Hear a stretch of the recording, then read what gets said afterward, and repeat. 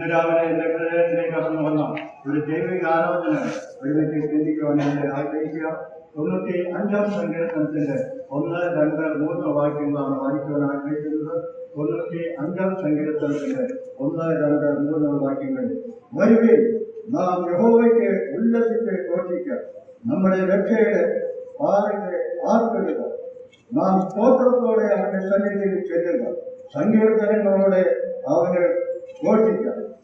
അവൻ യഹോവ മഹാദൈവമല്ലോ, അവൻ സകല ദൈവമാർക്കും നീതി മഹാരാജാവ് തന്നെ.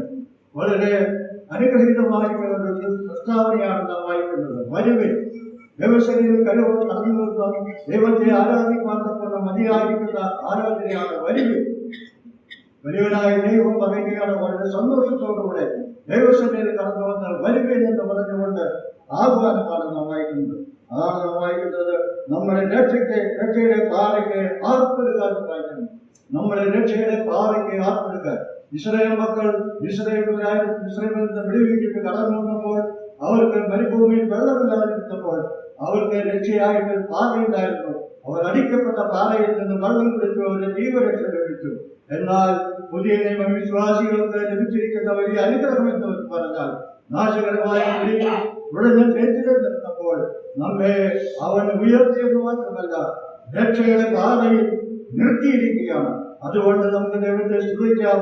ആ രക്ഷയുടെ പാതയ്ക്ക് ആർപ്പെടുക. ദൈവത്തിന്റെ സന്നിധിയിൽ നോക്കിയെടുത്ത് രക്ഷയായി തീർന്നിരിക്കുകയാണ്. അവൻ നമ്മുടെ പാതയാണെന്ന് മാത്രമല്ല അവൻ നമ്മുടെ നീതീകരണമായി തീർന്നിരിക്കുകയാണ്. അതുകൊണ്ട് രക്ഷയുടെ പാതയ്ക്ക് വളരെ സന്തോഷത്തോടുകൂടെ വളരെ ഉച്ചത്തിൽ ആർക്കാം. കാരണം എന്താണ്? നമ്മളെ നാശത്തിൽ നിന്ന് വിടുവിച്ച് നിത്യജീവന്റെ അവകാശികളായി തീർന്നിരിക്കുകയാണ്.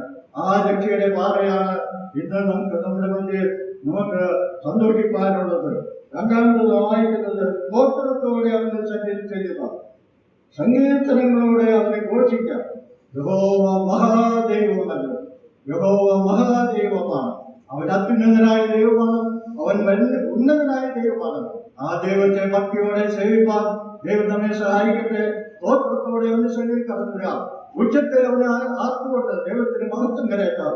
ദൈവത്തിന്റെ പരിശുദ്ധാത്മാവ് നമ്മെ സഹായിക്കുവാനാണ്.